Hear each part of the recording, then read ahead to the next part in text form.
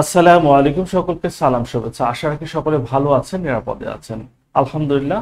আজকে শুরু করছি একটি চমৎকার series, common mistake in English.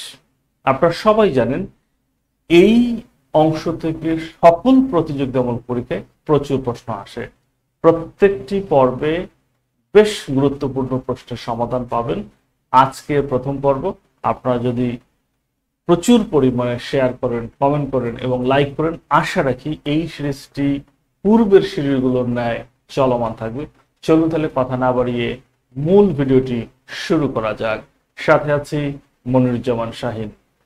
আজকের এই প্রথম পর্বে আমরা 5টি প্রশ্ন নিয়ে কথা বলবো। প্রত্যেকটি প্রশ্ন প্রেপোজিশন রিলেটেড, অর্থাৎ সঠিক প্রেপোজিশনটি বসাতে হবে। প্রথম যে প্রশ্নটি রয়েছে, দি ম্যান ওয়াজ অ্যাবজর্ব হিজ ওয়ার্ক। অ্যাবজর্ব শব্দের অর্থটা আসলে কি? অ্যাবজর্ব মানে হচ্ছে নিমগ্ন, কোনো কিছুতে মগ্ন থাকা, কোনো কিছুর ভিতরে হারিয়ে যাওয়া। তারপরে দেখুন, এই লোকটা কাজের মধ্যে হারিয়ে গিয়েছিল। মধ্যে মধ্যে মানে কি? আমরা এটা সবাই জানি যে মধ্যে মানে ইন। তার মানে the man was absorbed in his work, অর্থাৎ লোকটি তার কাজের মধ্যে হারিয়ে গিয়েছিল। Question number 2, he accused the man. Accuse মানে অভিযুক্ত করা। He accused the man stealing, অর্থাৎ সে এই লোকটির উপর চুরির একটা অভিযোগ এনেছে। তাহলে চুরির অভিযোগ আনা, এক্ষেত্রে অ্যাকিউজ এর পরে কোন প্রেপোজিশন বসে আপনারা সিদ্ধান্ত নিতে পারেন। 10 সেকেন্ডের মধ্যে চিন্তা করেন অ্যাকিউজের পর কোন প্রেপোজিশনটা বসাতে হবে। অ্যাকিউজের পর একটাই প্রেপোজিশন বসে, আর সেটির নাম হচ্ছে অফ। অ্যাকিউজ অফ মানে হচ্ছে অভিযুক্ত করা। অ্যাকিউজ অফ মানে হচ্ছে অভিযুক্ত করা। এর মানে he accused the man of stealing. He accused the man of stealing, অর্থাৎ সে এই লোকটির বিরুদ্ধে চুরির অভিযোগ এনেছে। আর পরবর্তী যেটি রয়েছে, I am accustomed hot weather. Accustomed মানে কি? অ্যাকাস্টমড মানে হচ্ছে অভ্যস্ত। তাহলে সেক্ষেত্রে অভ্যস্ত বোঝাতে অ্যাকাস্টমড এর পরে অবশ্যই একটি প্রিপোজিশন ব্যবহার করতে হবে। সেটা কি হতে পারে? অ্যাকাস্টমড কি হতে পারে? অ্যাকাস্টম টু, অর্থাৎ অ্যাকাস্টম টু মানে হচ্ছে অভ্যস্ত। আই রিপিট, অ্যাকাস্টম টু মানে হচ্ছে অভ্যস্ত। তার মানে আমরা কি পেলাম? অ্যাবজর্বড ইন নিমগ্ন, আর অ্যাকিউজ অফ মানে হচ্ছে অভিযুক্ত, আর অ্যাকাস্টম টু মানে হচ্ছে অভ্যস্ত। চলুন তাহলে পরবর্তী যে প্রশ্ন রয়েছে সে দুটো দেখি। Question number 4, the girl is afraid the dog.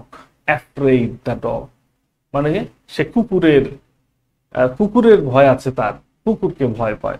তাহলে অ্যাফ্রেড এর পর কোন প্রিপোজিশন যেন বসে, একটু ছোটবেলার স্মৃতি থেকে বের করে আনার চেষ্টা করেন তো। অ্যাফ্রেড, অ্যাকিউজ এর পর যেমন অফ, আর অ্যাফ্রেড এর পরেও তাহলে কি হবে? এটি অফই হবে। Afraid of, the girl is afraid of dog মানে মেয়েটির কুকুরের ভয় আছে, কুকুর দেখলে সে ভয় পায়। হি এইমড দ্য বার্ড, এইম করে, তাই না? এইম, এইম মানে কি? এইম মানে হচ্ছে এই যে নিশানা করে। তার মানে হি এইমড কোনো কিছুর দিকে নিশানা করে। আচ্ছা, কোনো কিছুকে নিশানা করে। হি এইমড অ্যাট, এইম অ্যাট বলে, এইম অ্যাট কোনো কিছুর দিকে তাক করা, নিশানা করা। হি এইমড অ্যাট দি বার্ড।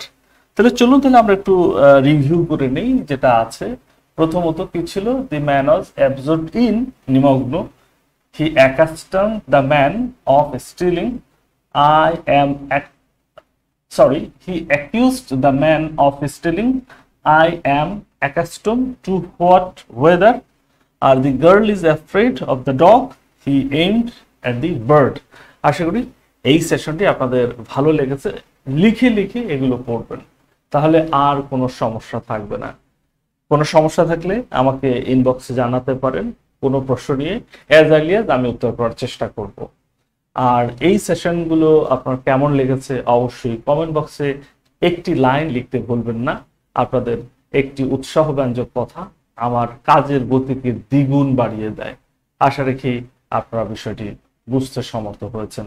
আর যারা ইংরেজি বিষয়ে কোর্স করতে চান, আমাদের 2টি কোর্স চলমান আছে এবং 2টি কোর্সের সাথে 2টো বই আছে। এইটা হচ্ছে 0 টু অ্যাডভান্স ইংলিশ কোর্সের সাথে, আর এটা হচ্ছে এমসিকিউ পাওয়ারফুলের সাথে। দুটি কোর্স আপনার ইংরেজি দক্ষতাকে বৃদ্ধির জন্য অসাধারণ হবে। এমসিকিউ পাওয়ারফুলের ব্যাচটি এখনো শুরু হয়নি, শুরু হবে।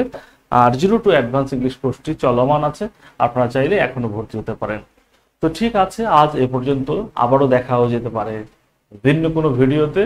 তবে সেজন্য আপনাকে এই পেজটি লাইক করতে হবে, ফলো করতে হবে। পাশাপাশি আপনি চাইলে ইংলিশ হাব নামে একটি ইউটিউব চ্যানেল রয়েছে, সেটাও ফলো দিয়ে পাশে থাকতে পারেন, সাবস্ক্রাইব করে পাশে থাকতে পারেন। আল্লাহ হাফেজ।